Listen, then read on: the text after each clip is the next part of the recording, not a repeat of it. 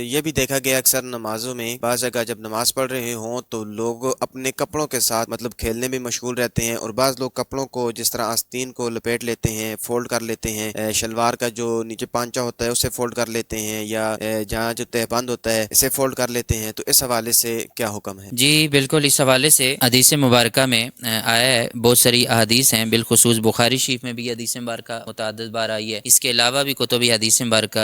حدیث میں یہ حدیث مبارکہ موجود ہے، اور اس کے راوی ہیں حضرت عبداللہ بن عباس رضی اللہ تعالیٰ عنہ۔ آپ یہ بیان کرتے ہیں کہ نبی علیہ الصلوۃ والسلام نے ارشاد فرمایا،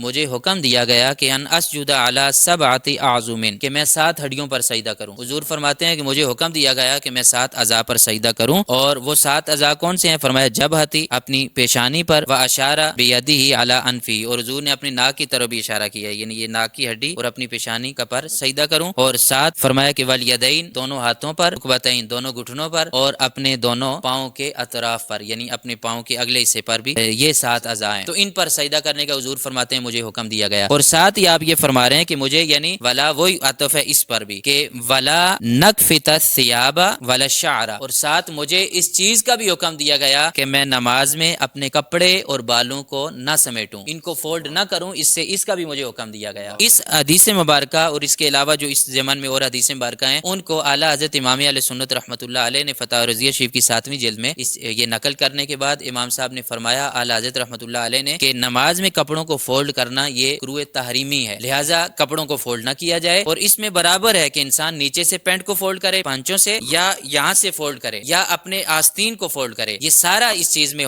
شامل ہے، اور حضور نے کیونکہ منع فرمایا، لہٰذا ایسی حالت میں نماز نہیں پڑھنی چاہیے۔ پہلے اگر مثال کے طور پہ وضو کے لیے بازو چڑھائے بھی ہیں تو ان کو نیچے کرے، شلوار کو اگر آپ نے ٹخنے ننگے کرنے ہی ہیں تو تہہ بند سے پکڑ کے اوپر کی طرف آپ کھینچیں تاکہ ٹخنے بھی ننگے ہو جائیں اور کپڑوں کو فولڈ کرنا بھی نہ پایا جائے، لہٰذا ایسا بہت سارے امام صاحبان کو بھی ہم نے دیکھا وہ یہاں سے فولڈ کر رہے ہوتے ہیں، تو یہ اچھا نہیں ہے، بلکہ رسول اللہ صلی اللہ علیہ وسلم نے اس سے منع فرمایا، اور ایسا کرنے سے نماز مکروہ تحریمی ہوگی۔ اللہ تعالی ہم سب کو سمجھ کی توفیق عطا فرمائے۔